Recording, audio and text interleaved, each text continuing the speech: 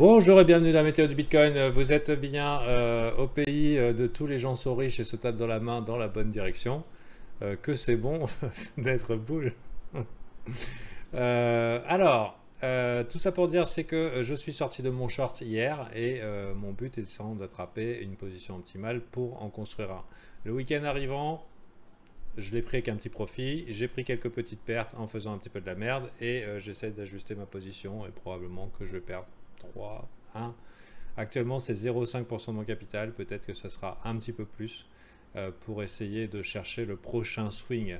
Prochain swing qui peut être malade, hein, qui peut être fou. Ça peut faire comme ça pendant le week-end. Pourquoi? Parce que pendant les week-ends, généralement, la volatilité est plus grande parce qu'il y a moins de gros acteurs. Et oui, parce que nous, le week-end, on a envie de regarder nos écrans, mais messieurs grosses couilles, eux, généralement, ils partent à la plage. Enfin, ça dépend le pays où ils habitent. À la plage ou au ski. Donc, les order books étant plus vides, on peut avoir des mouvements un petit peu plus volatiles pendant le week-end. Est-ce que ça sera vers le haut?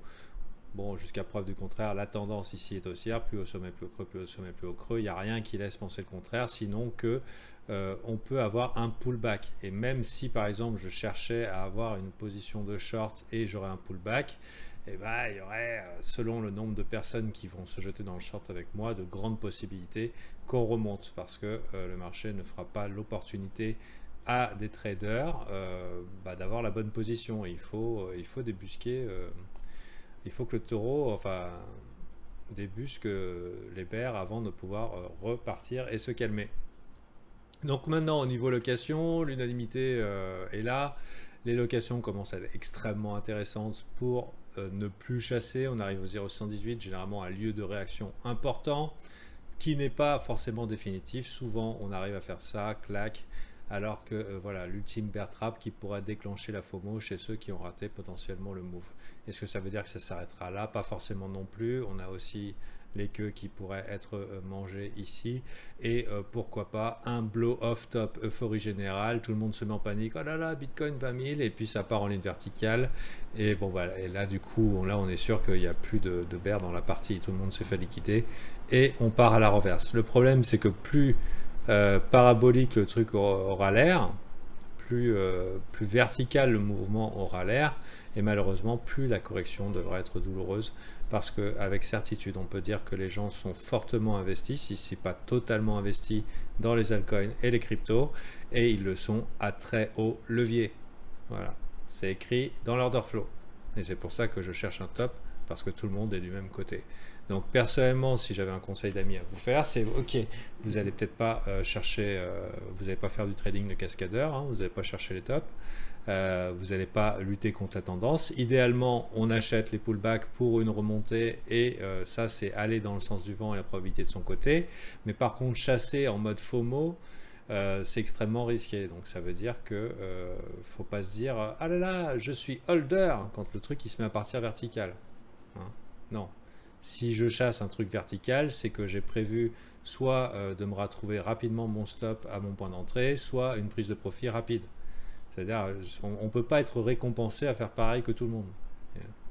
Si par exemple, vous avez une pièce de 1 euro et que vous découvrez qu'il y a un malade mental qui veut l'acheter 10 000, cette pièce de 1 euro.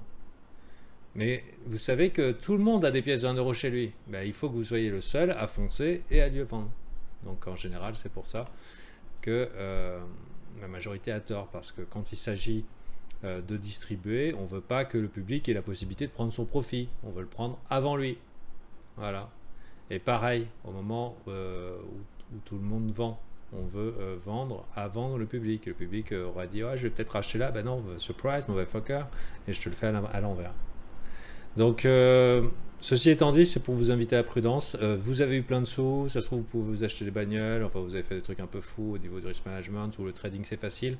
Clairement, il s'est passé quelque chose dans ce début d'année. Une mèche a été allumée.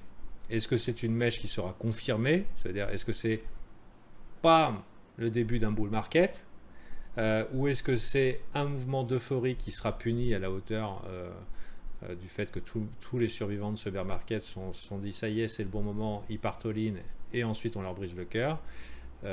Malheureusement, on ne peut pas le savoir maintenant.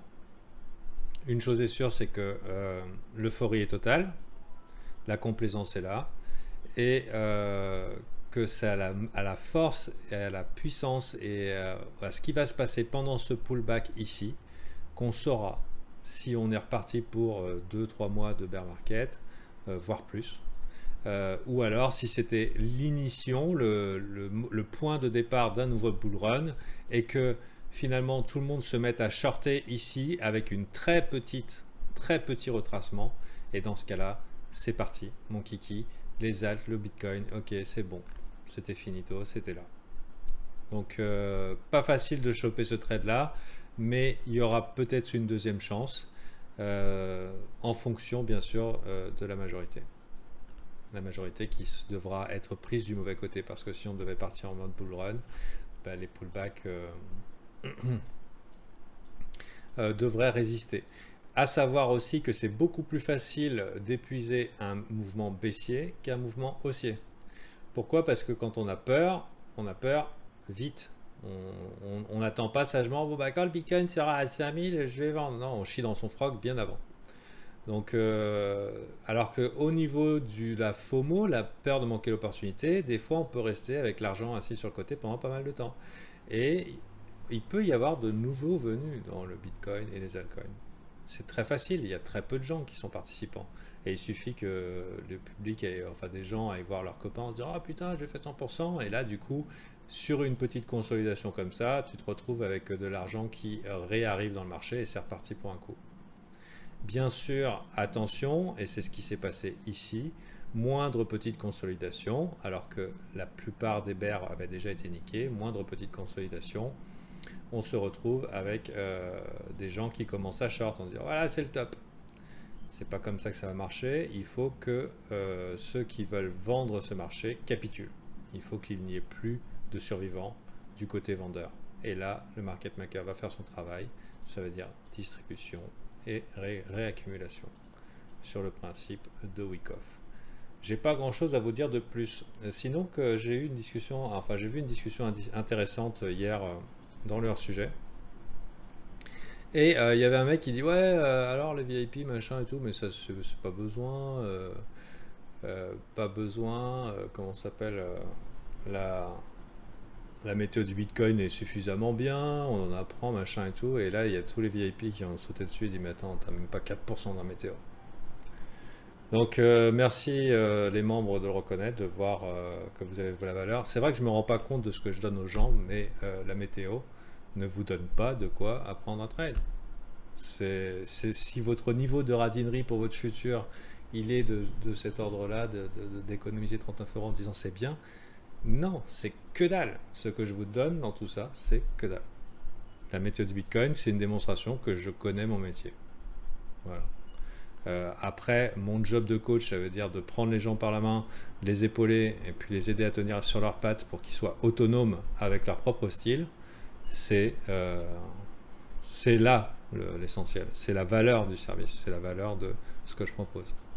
Voilà, ceci étant dit, je vous dis à très bientôt. Faites attention à ne pas vous faire rec. Si vous êtes à profit, machin et tout, éventuellement, laissez respirer les pullbacks. Laissez respirer, donnez-vous l'opportunité de rester dans le trade si jamais vient. Mais si jamais ça se met à partir en mode vertical et que vous dites oh putain c'est bon, on achète le dip et c'est là, attention, attention, vous n'êtes peut-être pas les seuls et c'est peut-être le piège en fait. Donc on est plus dans la situation où on voudrait peut-être voir des stops avancés, pas trop près, sécuriser son profit, mais surtout ne pas se dire ok j'ai fait 1 million par exemple et dire ok je rentre où. Ça il n'y a pas plus dur psychologiquement. Donc gaffe à vos culs, ne rendez pas l'argent. Si vous avez eu un coup de bol, ne rendez pas l'argent. Si aujourd'hui vous trouvez que le trading c'est facile, que vous pouvez envoyer machin et tout, il y a clairement un problème, c'est qu'on est plus près du top que du machin. Après si c'est le bull run, réjouissez-vous, vous étiez dans les premiers, tant mieux, tant mieux. Mais pour l'instant c'est l'avenir qui nous le dira, suivant la puissance, le retour du pullback et comment va réagir le public sur ce retracement. Voilà, voilà, voilà. Merci et à bientôt.